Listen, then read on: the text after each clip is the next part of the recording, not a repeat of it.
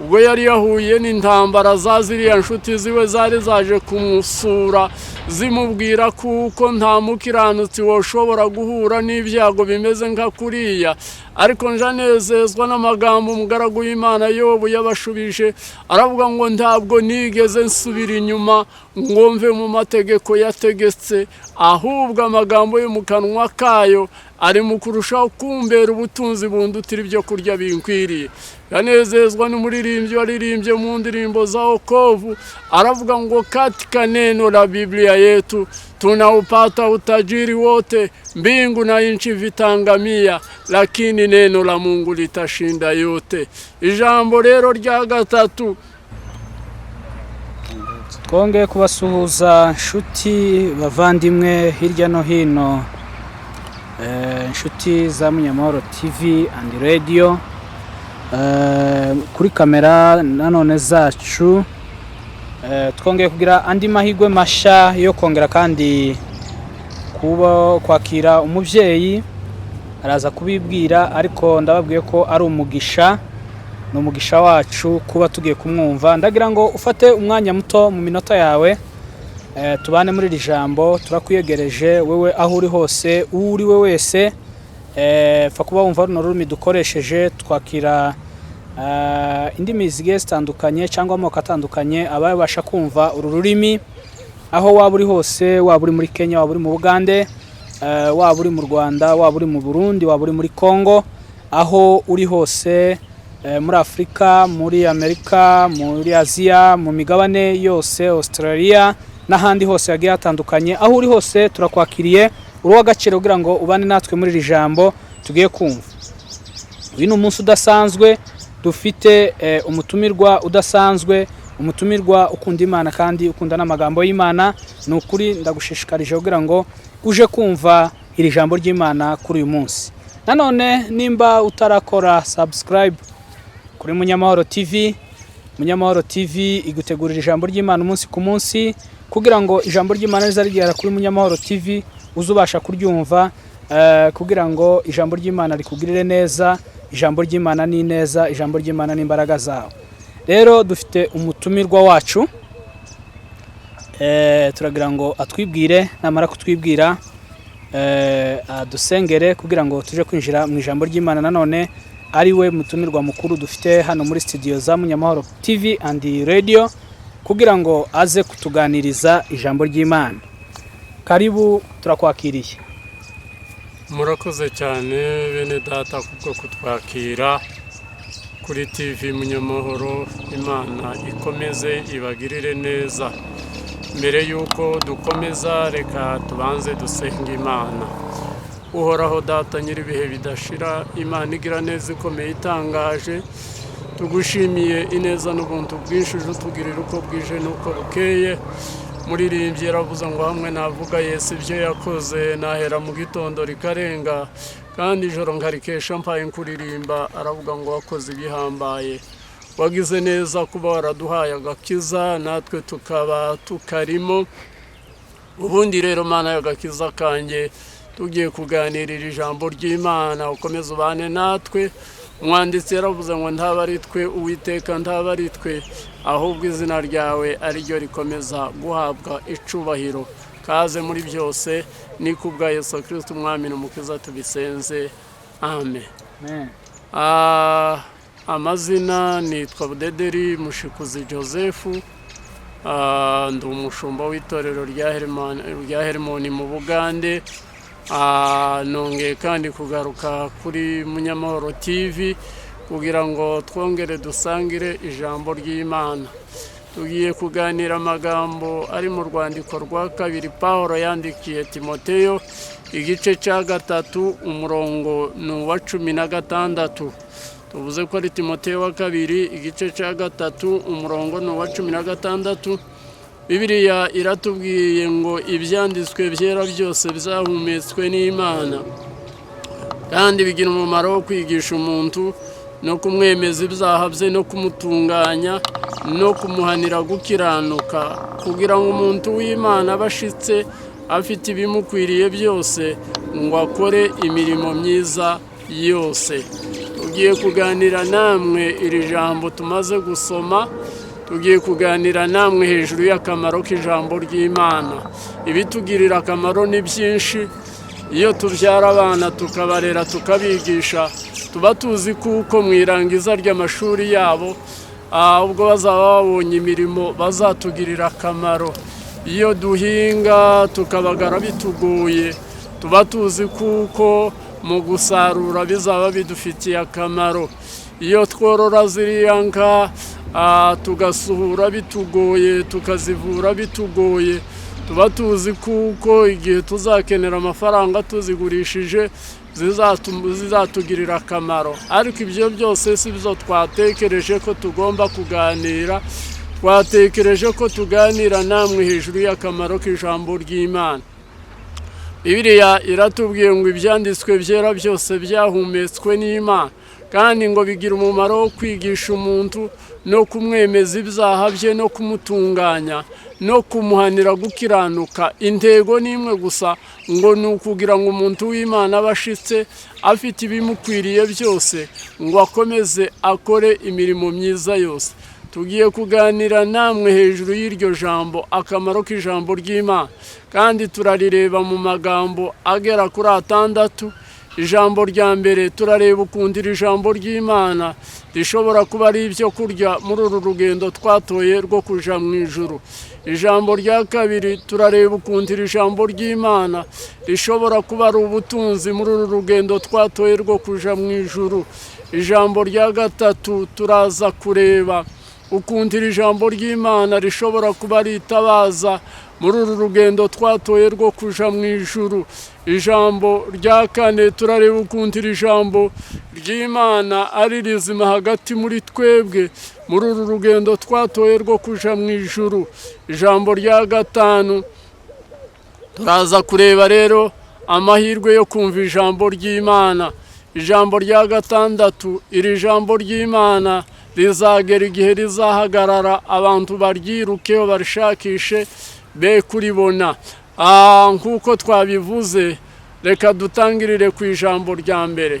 Bibiliya yatubwiye ngo ibyanditswe byera byose byahumetswe n'Imana, kandi ngo bigira umumaro wo kwigisha umuntu no kumwemeza ibyaha bye no kumutunganya no kumuhanira gukiranuka. Intego ni imwe gusa, ngo ni ukugira ngo umuntu w'Imana aba ashitse afite ibimukwiriye, ngo akore imirimo myiza yose.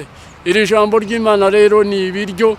Iyo usomye ubuhanuzi bwa Yeremiya kiriya gice cya 15 umurongo wa 16, Yeremiya yaranditse aravuga ngo amagambo yawe amaze kuboneka, mpera ko ngo ndayarya, ngo ampindukire ibyishimo n'umunezero byo mu mutima wanje, ngo kuko nashoboye kwitirirwa izina ry'Uwiteka Imana Nyiringabo. Urumva hariho abantu benshi amagambo y'Imana kuri bo akiri urujijo, amagambo y'Imana kuri bo akiri ibanga. Ariko Yeremiya we yaravuze ngo amagambo yawe ngo amaze kuboneka, mpera ko ngo ndayarya, ampindukira ibyishimo n'umunezero byo mu mutima wanje, ngo kuko nashoboye kwitirirwa izina ry'Uwiteka Imana Nyiringabo. Iyo usomye ubutumwa bwiza bwa Matayo kiriya gice cya 4 umurongo wa 4, Yesu amaze iminsi 40 n'amajoro 40 atarya, umushukanyi aramwegera aramubwira ngo niba uri umwana w'Imana, kuko yari yumvise uriya munsi Yesu abatizwa hariya muri Yorodani. Kiriya gice cya 3 c'ubutumwa bwiza bwa Matayo umurongo wa 16, Bibiliya izitwereka kuko Yesu yagaragaye yabatizwa mu mazi, hanyuma umwuka ngo amumanuka asa n'inuma, ijwi naryo ngo rivugira mu ijuru ravuga ngo nguyu mwana wanje nkunda kandi nkamwishimira, aba ari we wenyine gusa mwumvira. Noneho Satani yumva ko Yesu ari umwana w'Imana, aravuga ngo niba uri umwana w'Imana, hindura iri buye cyangwa se aya mabuye abo umutsima urye. Ariko Yesu yamushubije ijambo ryiza, aramubwira ngo biranditswe ngo umuntu ntazatungwa n'umutsima gusa, ngo ariko ashobora gutungwa n'amagambo yose ava mu kanwa k'Imana. Njanezezwa n'umuririmbyi wavuze ngo maneno ya Mungu ni kwetu chakula na dawa ya roho na nguvu ya kusaidia Mkristo katika safari. amagambo y'Imana yaratugenewe, ushobora kuyibuza ariko yaje ku bwawe. Uyu muririmbyi nta jambo na rimwe yigeze asigaza, yaravuze ngo maneno ya Mungu ni kwetu chakula na dawa ya roho na nguvu ya kusaidia Mkristo katika safari. Ijambo rya kabiri, iri jambo ry'Imana ni ubutunzi.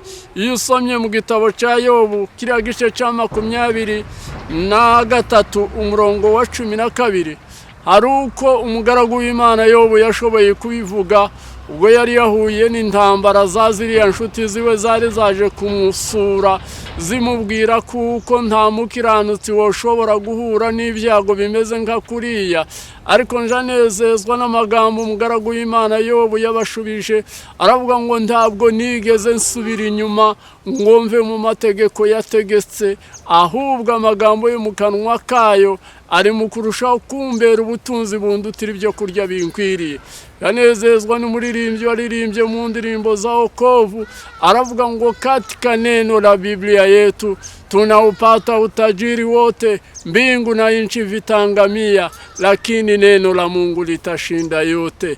Ijambo rero rya gatatu, ijambo ry'Imana ni itabaza.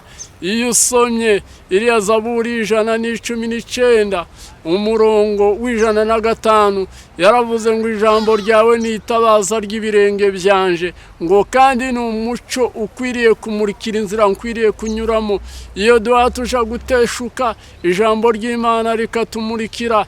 Twagira ngo duce inzira zitarizo, ijambo ry'Imana rikatumurikira. Uwo mwanditsi yaravuze ngo ijambo ryawe ni itabaza ry'ibirenge byanje, ngo kandi ni umuco ukwiriye kumurikira inzira nkwiriye kunyuramo.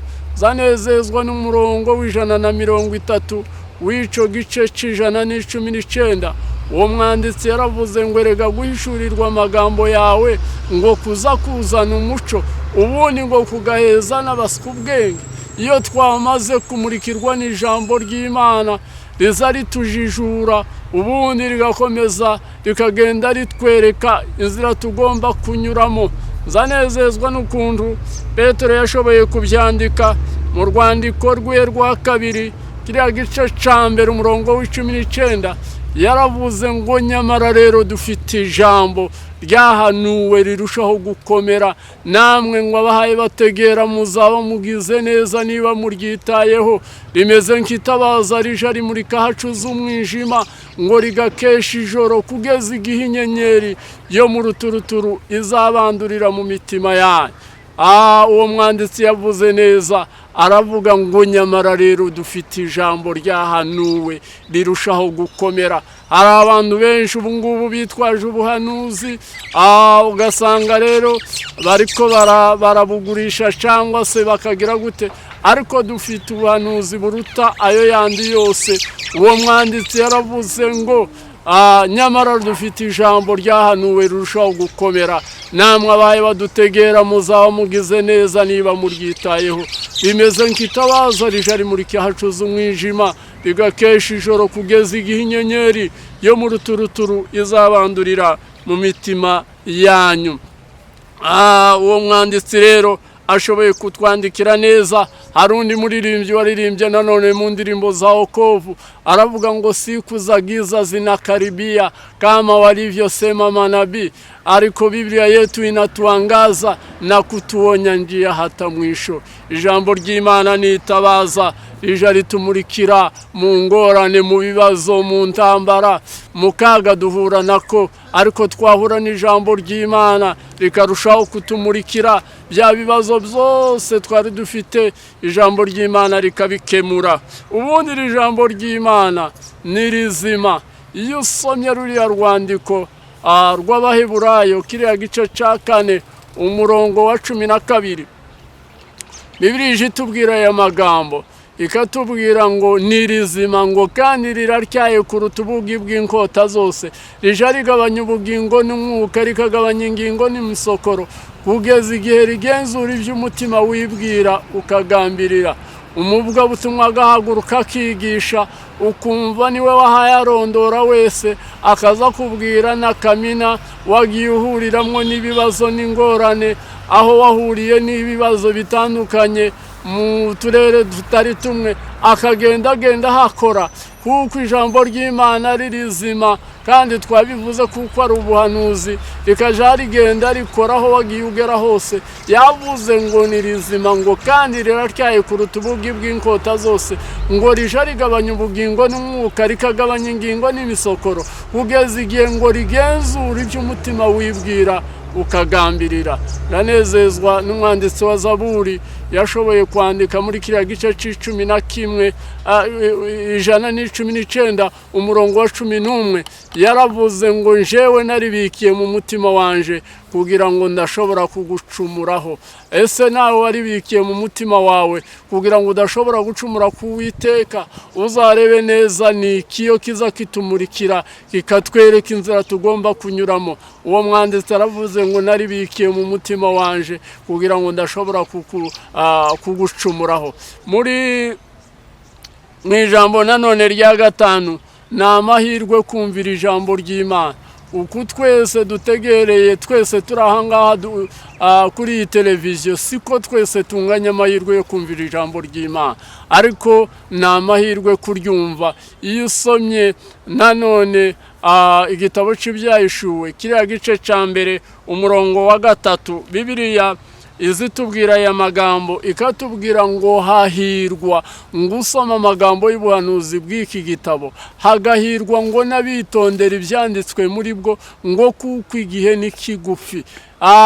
Ntabwo dufite igihe kirekire hano muri iyi si, nico gituma rero tugomba kwita kuri aya magambo y'Imana. Uwo mwanditsi aravuze ngo ahirwa ngo abahaye basoma ngo aya magambo y'ubu buhanuzi ahagahirwa ngo n'abahaye bitondera ibyanditswe muri bwo ngo kuko igihe ni kigufi.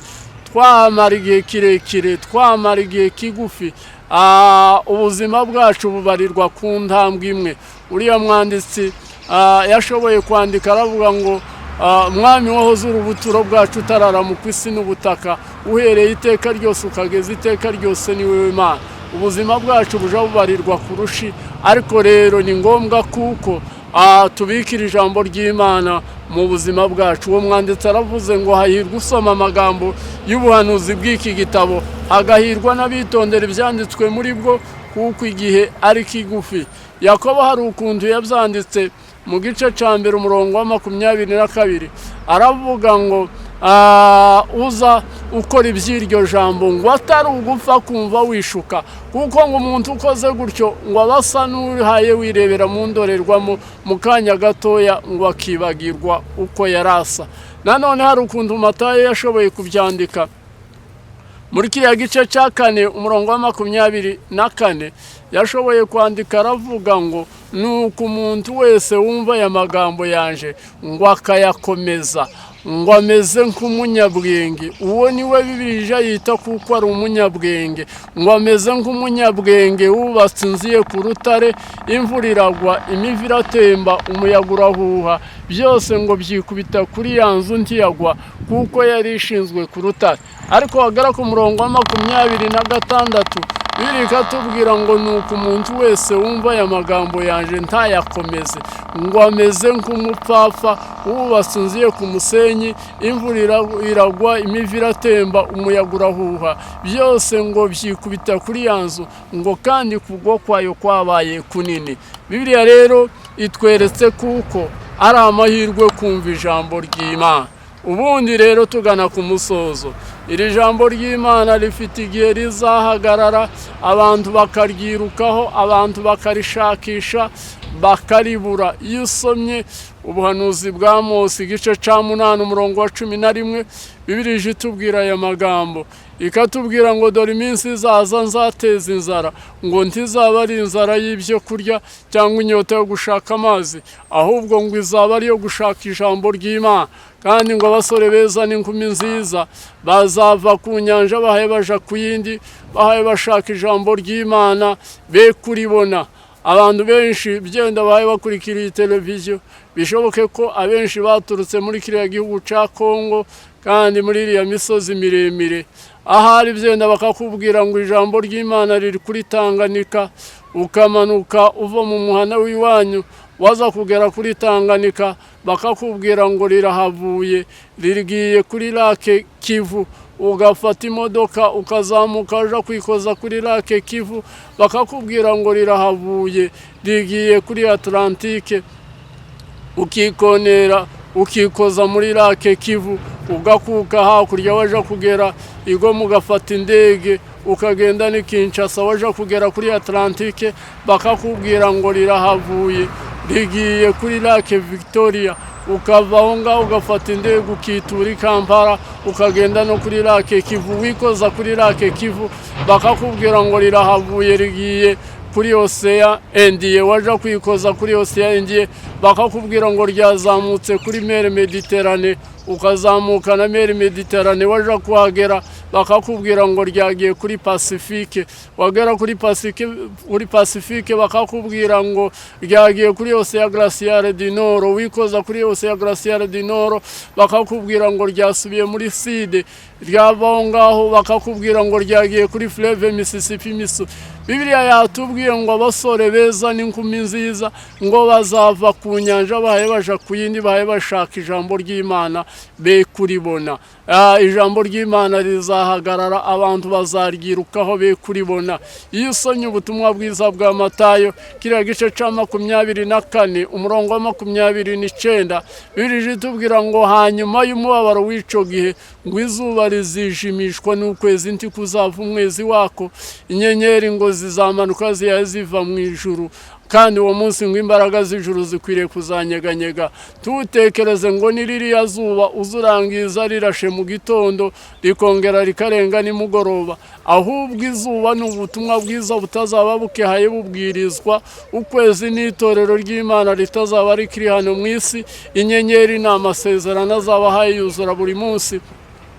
Iyo usomye cyangwa se uriya muririmbyi ukuntu yashoboye kubiririmba kugira ngo byenda bize kugufasha ushobore kubyumva neza, uriya muririmbyi yaravuze ngo siku moja mavuno yatakwisha kabisa baada ya hayo hukumu, jua litazimika siku hiyo ya mwisho na hutasikia injili. Wagere ku ivensi ya kabiri aravuga ngo mahubiri na nyimbo za wokovu wa Mungu zitakapo nyamanza huku chini, uliyelikataa neno la Mungu utakaa wapi milele. Abantu bazaryirukaho barishakishe be kuribona, kuko ijambo ry'Imana rizahagarara, ubutumwa bwiza butazaba bukehaye bubwirizwa, abantu babushakishe hirya no hino barisonzere be kuribona. Uwo mwanditsi yavuze ngo dore iminsi izaza nzateza inzara, tizaba ari inzara y'ibyo kurya cyangwa inyota yo gushaka amazi.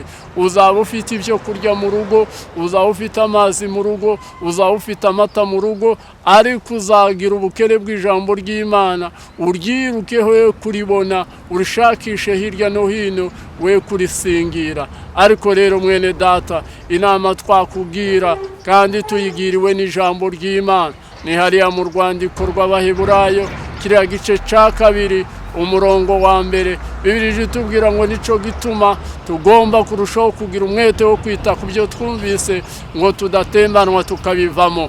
Mbega ngo ubw'ijambo ryashoboye kuvugira mu kanwa k'abamarayika ryakomeye, ibicumuro ngo no kutaryumvira bikiturwa ingaruka ibikwiriye. None ngo twebweho tuzarokoka dute niba twirengagije agakiza gakomeye gutyo akabanje kuvugwa n'umwami wacu Yesu Kristo, natwe tukagamirizwa n'abamwumvise. Imana ifatanije nabo guhamya, ihamirisha ibimenyetso n'ibitangaza n'imirimo ikomeye uburyo bwinshi, ndetse ngo n'impano z'umwuka wera zagabwe kuko Imana yabishatse. Mbega ubw'ijambo ryavugiye mu kanwa k'abamarayika ryakomeye, ubw'Imana yahezaga abamarayika amategeko, abamarayika nabo bakabizanira Mose akabizanira Abanyisiraheli. Umuntu yanogora uwundi iryinyo nawe bakamunogora iryinyo, yamunogora ijisho nawe bakamunogora ijisho. Uwo mwanditsi aravuze ngo mbega ubw'ijambo ryavugiye mu kanwa k'abamarayika ryakomeye, ibicumuro no kutaryumvira ngo bikiturwa ingaruka ibikwiriye. Ngo twebweho tuzarokoka dute niba twirengagije agakiza gakomeye gutyo akabanje kuvugwa n'umwami wacu Yesu Kristo, akamara imyaka 33 hano ku isi, natwe ngo tukagahamirizwa n'abamwumvise. Imana ifatanije nabo guhamya, ihamirisha ibimenyetso n'ibitangaza n'imirimo y'uburyo bwinshi n'impano z'umwuka wera zagabwe nk'uko Imana yabishatse. Umwanditsi yatubwiye ngo ibyanditswe byera byose byahumetswe n'Imana kandi bigira umumaro wo kwigisha umuntu ikamuhanira gukiranuka. Intego nimwe gusa ngo ni ukugira ngo umuntu w'Imana abashitse afite ibimukwiriye byose ngo akomeze akore imirimo myiza yose. Rero nidushobore kwita kuri iri jambo ry'Imana umwanya ukiriho, ejo tutazaryirukaho tutakibonye uburyo bwo kurisingira, kandi bizagera igihe rizahagarara abantu barishakishe be kuribona. Murakoze bene data kuba mukomeje kutwihanganira no kudutegera. Dukomeze twite ku ijambo ry'Imana kiri dufitiye akamaro mu gihe ca none n'ikindi kizaza. Imana ibagirire neza, ibaheze umugisha. Amen. Murakoze cyane nshuti bakunzi ba Munyamahoro, wewe ukurikiye iri jambo ry'Imana muri iki gicamunsi, turagushimiye, turakubwiye ngo Imana ikugirire neza. Ijambo ry'Imana uryubake rikubera inkingi kugira ngo ijambo ry'Imana rikomeze rikuyobore. Nanone tutabura gushimira umubyeyi wacu, umushumba, ni umubyeyi mu buryo bwose utubwiye ijambo ry'Imana. Ariko nanone mu gusoza iki kiganiro hariho nk'uburyo hari icyo babwira abakunzi ba Munyamahoro TV, ijambo yo bakeneye kubabwira ashaka kurisorezaho, ubujyanama cyangwa se ijambo ry'inkomezi cyangwa se ikindi kintu ashaka kubwira abantu. Nimba hari igihari, mu by'ukuri ntabwo twareka kumubwira ngo agire icyo atubwira. Karibu. Murakoze rero gukomeza kutwiyegereza no gukomeza kuduheza uyu mwanya wo kuganira namwe kugira ngo turusheho gufashanya muri uru rugendo twatoye rwo kuja mu ijuru. Bibiliya imaze kuduhamiriza neza ikatubwira ngo ibyanditswe byera byose byahumetswe n'Imana kandi ngo bigira umumaro wo kwigisha umuntu no kumwemeza ibyaha bye no kumutunganya no kumuhanira gukiranuka. Intego ari imwe gusa, ari ukugira ngo umuntu w'Imana abashitse afite ibimukwiriye byose ngo akomeze akore imirimo myiza. Urabona Bibiliya ifite ibitabo 66 ikagira amasura 1188, ikabamwe amasezerano abiri, isezerano rya kera n'isezerano risha.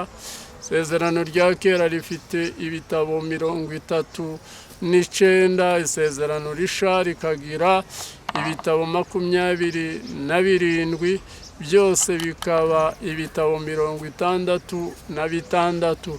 Ico twogushishikariza ni ukubisoma byose uko bingana, uhereye mu gitabo cy'Itangiriro, igitabo cya Kuva, igitabo cy'Abalewi, igitabo cyo kubara, igitabo cyo gutegeka kwa kabiri, igitabo cya Yoshuwa, igitabo cy'Abacamanza, igitabo cya Rusi, igitabo cya Samweli wa mbere, igitabo cya Samweli wa kabiri, ukagenda mu bami ba mbere, abami ba kabiri, ingoma ya mbere, ingoma ya kabiri, Ezra, Nehemiya, Esteri, Yobu, Zaburi, Imigani, Umubwiriza, Indirimbo, Isaya, Yeremiya, Amaganya, Ezekiyeli, Daniyeli, Hoseya, Yoeli, Amosi, Obadiya, Yona, Mika, Nahumu, Habakuki, Sefaniya, Hagayi, Zekariya, Malaki. Ukinjira mu isezerano risha, ukinjira muri Matayo, Mariko, Luka, Yohana, ibyakozwe n'intumwa, Abaroma, Abakorinto, Abagalatiya, Abaefeso, Abafilipi, Abakolosayi, Abatesalonike ba mbere, Abatesalonike ba kabiri, Timoteyo wa mbere, Timoteyo wa kabiri, Tito, Filemoni, Abaheburayo, Yakobo, Petero, Yohana, Yuda, ibyahishuwe. Ibyo byose rero uzabyiteho kandi uzabisome, bizakugirira akamaro. Murakoze, mugire ibihe byiza aho muherereye mwese. Imana ikomeze ibarinde. Amen.